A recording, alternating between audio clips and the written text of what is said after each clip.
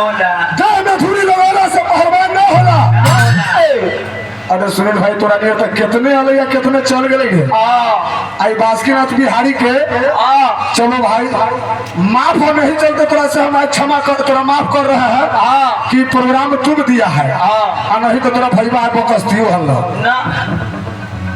गाना बजाना गाने का तो सबसे पहले कि तुमको तजुर्बे नहीं है। जब तुम उठता है तब तू चैलेंजिंग करता है। अब तो तोरा गीत के हम बार बार सब गीत के हम जवाब दे रहे हैं लेकिन अखनियों से सीख रहे पूर्वक जिससे कभी गलती नहीं होता जिससे कभी गलती नहीं होता उसे भगवान कहते हैं।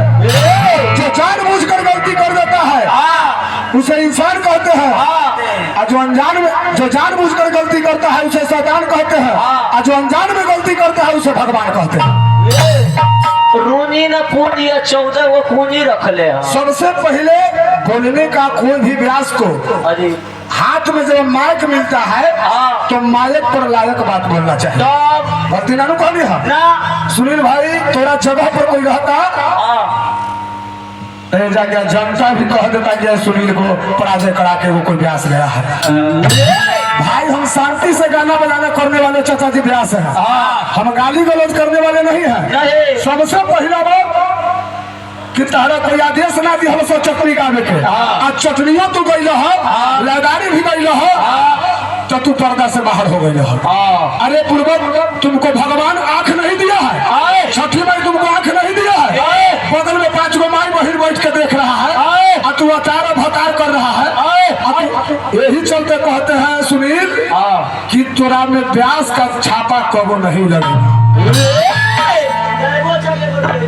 अरे चटनिए गाना है लदारिये गाना है तो पर्दा में गाइए। अच्छा जगह दुआरी पर हम लोग आए हुए हैं जैसा माई बहन यहाँ के है वैसा ही माँ बहन हमारा भी है ना। सही बात। तो सुनील भाई तरह बोलने के तजुर्बा पहले नहीं है। आज चटनी गा के लदारी गा के भी हम सुनाएंगे लेकिन देखिए पर्दे में। लेकिन तुम व्यास का लक्षण कभी प्राप्त नहीं किया है। देखो सुनो अखनी से गाना बजाना।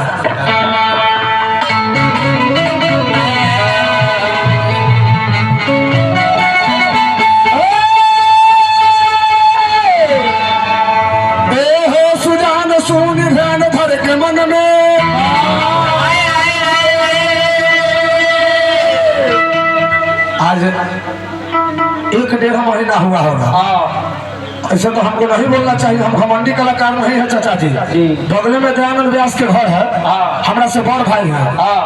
उनको साथे में रहते रहते हम लूर सीख गए हैं लेकिन ओकरे चेला होके इसको अभी तक लूर नहीं गुरुओं के नाक कटवा देगा। सही बात अभी ये बोले हैं ये गुरु का भी नाक कटवा देगा। हो सकता है कि अभी से तू बेलाइन चलेगा अगर जो तेरा गुरु पर एगो फोन जाएगा तो तेरा गुरु जाके 4 जूता बैठा देगा।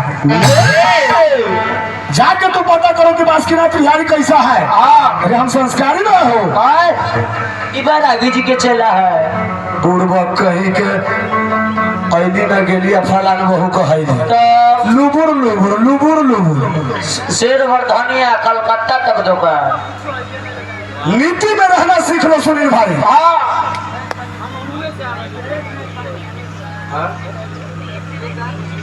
दिलीप भाई हमारा दिलीप भाई की तरफ से बहुत बहुत रुपया के पुरस्कार हार्दिक हार्दिक अभिनंदन बंदन नहीं आशीर्वाद के चाह रहे हैं।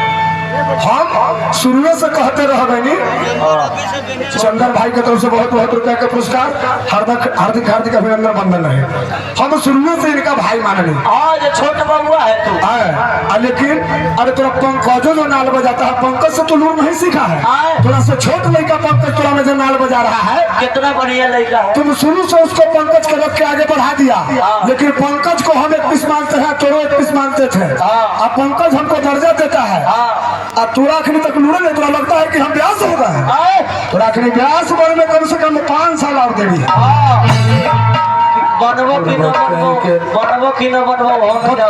हमको सब कुछ बात बोला वो बात की दिक्कत नहीं है लेकिन ये तार भकार वाला जो गावे लगा 5 गो माई बहन लोग बैठे हुए हैं यहाँ ये सब गलती बात है।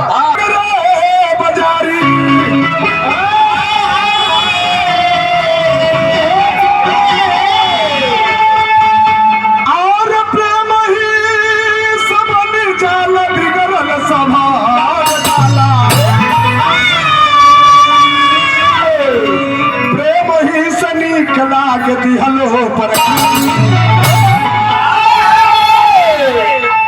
चाचा जी हम कहनी हा समझा के हम कहता नहीं ए हो सुजान सुनी ध्यान धर के मन में प्रेम ही के लागल बा सगरे बाजारी प्रेम ही से बन जाला बिगड़ल सबर जाला प्रेम ही से नीक लागे दिहलो पर गाड़ी प्रेम के गाड़ी कहाँ होला प्रेम के गाड़ी होला कि बेटा बेटी के जब शादी करबो ओहिजा 8 खानदान के गाड़ी पड़ेला ओहिजा तू लाठी उठा लेबो मार के मुंह फाड़ देतो तब कहबे